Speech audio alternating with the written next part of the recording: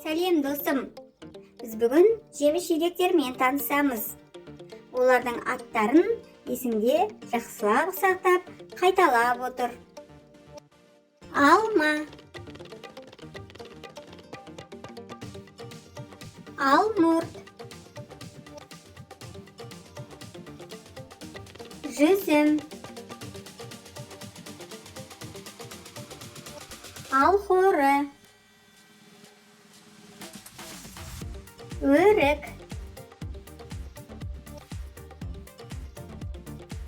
ананас, банан, мандарин, лимон, киви, шие, құлпынай, таңқурай,